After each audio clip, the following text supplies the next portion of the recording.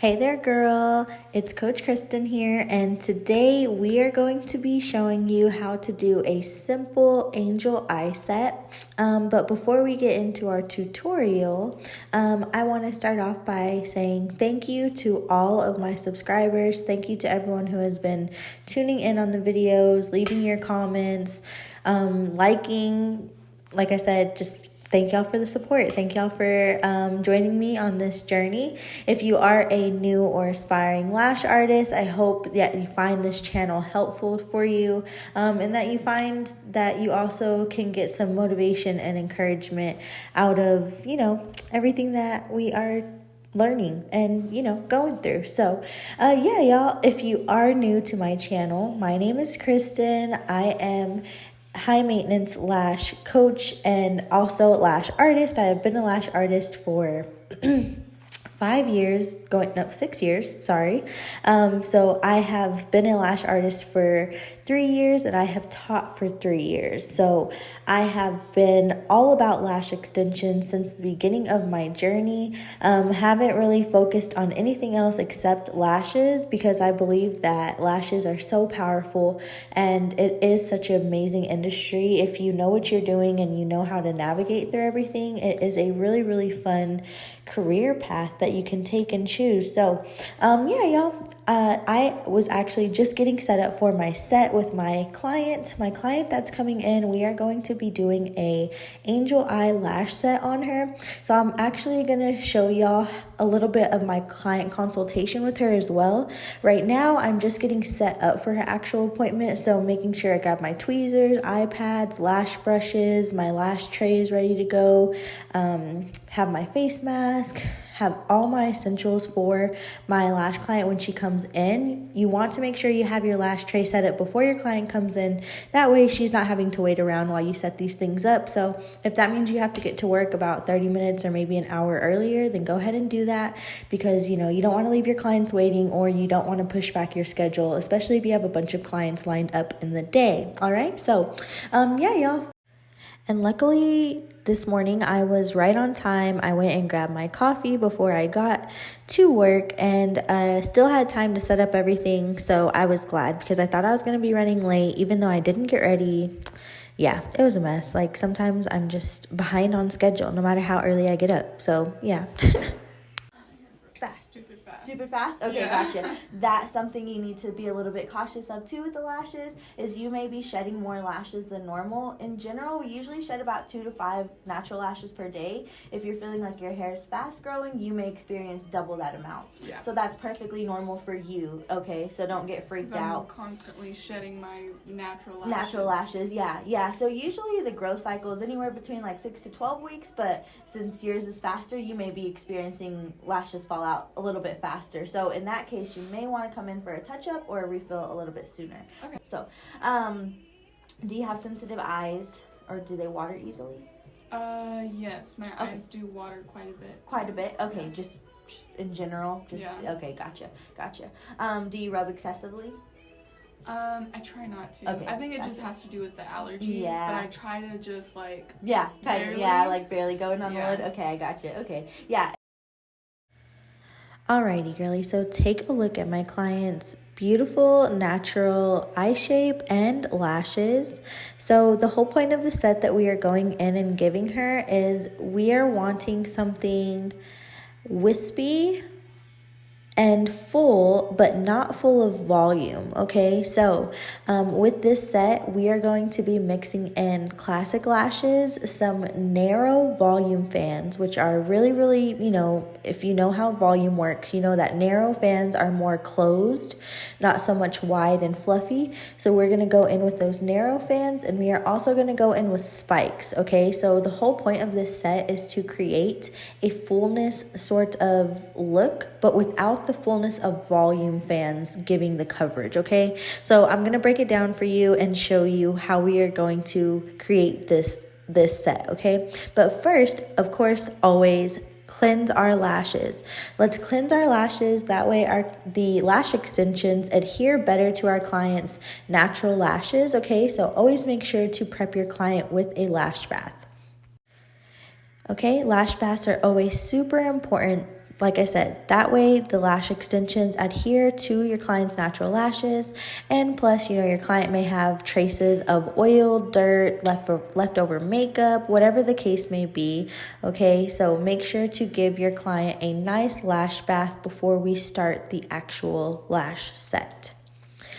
And then make sure after you lash bath that, of course, you always dry out the lashes with your lash fan, because we don't want any excess moisture on the natural lashes, okay? That will mess up our retention, and it will mess up the lash extensions from bonding 100% to those natural lashes. Alrighty, so now we're gonna go in and place down our eye pads and our tape. The easiest way to get your client's bottom lashes covered is by asking your client to look up towards you. Whenever your client does that, it really gives you an opportunity and chance to see all of the bottom lashes, all right?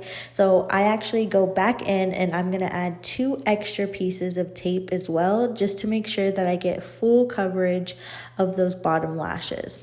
Said it once, I'll say it again. Nothing is worse than having to remove your iPads and having to unpluck bottom lashes because you didn't take the time to go in and make sure that you just covered them with tape, okay? It's as simple as cutting up a couple extra pieces of tape, laying those down after you've already laid the iPads and things like that down. Because even if you try to get full coverage, let's just be real. There are baby lashes that are gonna pop out, and there are some people who have really crazy bottom baby lashes, bottom natural lashes, okay? So yeah, just take that time to do that step, okay? Now going in with my lash bonder, I just like to do this step as well because I feel like it really helps with the retention. So I'm going to take my lash bonder and I'm going to get my micro applicators and apply that all over the natural lashes, okay? Just an extra step. Now we are going to go in and do our mapping, okay? So with this set, we are going to start with 9s, 10s, 11s, 12s. Then we're going to jump up to a size 14, 15, and then 13. Okay? Yeah. So actually 12, 13, 15, and 13 again on the outer corner, all right? So I honestly just jumped right into this set and I really did not even plan on recording it. I just got really in tune with actually doing the set. But then midway through, I was like, oh my God, I need to record this for my girlies to watch because it's so satisfying watching me actually do this set, okay? So I actually went in and just started with my narrow fans. I started just placing these in the centers with the numbers that I was needing, okay? So I just started going in with those narrow fans and placing those. And then I'm going to work my way in with my classics and also my spike lashes. So I believe actually, yeah, after I went in and was placing all of these narrow fans, I actually went in and started placing the spikes in all of that sections as well. Okay, now I will admit that it was really hard for me to not get lash happy, okay? I have a big problem of always doing bigger volume than sometimes what my clients are requesting. So I've been trying to keep it more simple, okay? So creating this set was really fun because it took me back to like creating a nice hybrid set, but with a little bit more spunk to it. So I enjoyed it. I think you should try it. And remember not to get too lash happy. The whole point of this set is to create, like I said, a fullness and a darkness, but without that volume sort of fullness darkness look, if that makes sense, okay? So I am actually using 0.05 for her narrow fans. I went in with actually some 0.03s for the spikes, and then for my classic lashes, I am using 0.15 for the classic lashes, okay? And this was all in CC curl. My client wanted a CC curl look, so that's exactly what we gave her. She didn't want D curl. She really didn't want anything super curly, but she also didn't want C curl because they just weren't giving the curl that she was kind of looking for. So we did CC curl on her. All right, so like I said, the goal with the set is to create the fullness, but not be giving like super full volume. Okay, so create very, very narrow fans. You do not have to use a lot, and I actually really didn't even use the pinch method to create these fans. I was actually just like grabbing, dipping, and letting the fan I was kind of using the bouquet method. I wasn't actually pinching. I was just letting the fan kind of make within my glue cup. So really quickly, as you just seen, y'all, I was having a hard time placing that lash extension down. So what happens when you're having a hard time placing a lash extension can be a couple of things, okay? It could mean that you don't have enough glue on the lash, okay? It could mean that you're using a diameter that is too big, meaning too heavy for the natural lash to hold. Or it could be that your placement or your attachment isn't bonding as well either, okay? So if your volume fan is having a hard time sticking to the natural lash, make sure that you have enough adhesive on there, that it is a good weight for the natural lash, a good length as well, and that you are attaching it correctly in order to get some really, really good retention, okay?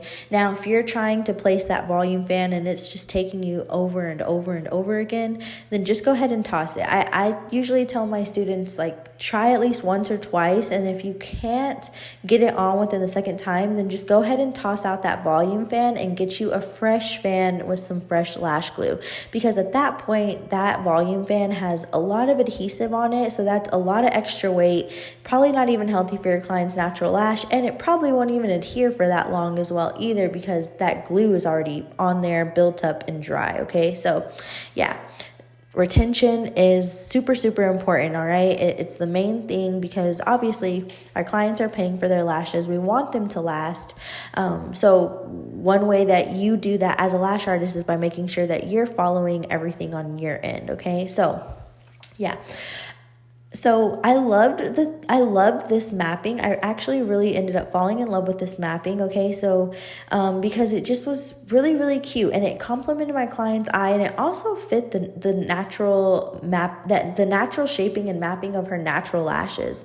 So it's really crazy how sometimes our clients really know, they sometimes do know what will look best on them without even thinking about it, you know? They come in and they show us a lash map, and the lash map ends up complementing their eyes so well because, you know, they are picking a style that they like and would like to see on them as well. So it's sometimes really funny how clients, like, they know without knowing, if that makes sense. But okay, y'all, so another funny thing while I'm placing these narrow fans, see how they just sit so well? Yeah, okay, so I went to go get my nails done yesterday. That is going to be on my next vlog, okay? The next vlog is going to be a vlog in the day of my life, a chill day as a lash coach. I'm going to show you just kind of how my day is. I'm super excited for that one. That one will be uploaded probably on Monday or Sunday. I may just upload it on Sunday. Anyways, but I went to go get my nails done, and, you know, I tell my nail artist, I want to go all out. I'm like, give it to me, girl. So she does. She slays, okay? But I do not think, as a lash artist, that these charms are going to be hitting my client's forehead the whole time, which is so funny because the set before this, I had got one charm on my middle finger, and it was literally like I kept scratching my client's forehead, and I felt so bad. I was like, oh my God. So what does your lash artist go and do? She goes and gets charms all over her nails. Oh my gosh. I have a charm on every single nail. So it led me to having to have my hands placed exactly how you're seeing them, which is leaving my middle finger and my ring finger and my pinky all sitting on my client's actual face, which is really weird for me because usually I'm used to tucking in my fingers and them sitting on my client's forehead area. But because I have the charms on, I can't do that. So anyways, it's leading me to now place my hands as you are seeing me do so. But what that led me to realize as a lash artist is that it really helped. Okay, which is crazy. It really helped me. Like it helped me have better isolation. I feel like my isolation was already pretty good, but like, I don't know, just me having to hold my fingers and my hands in a certain way, it made a huge difference. So Yeah, I thought that was weird.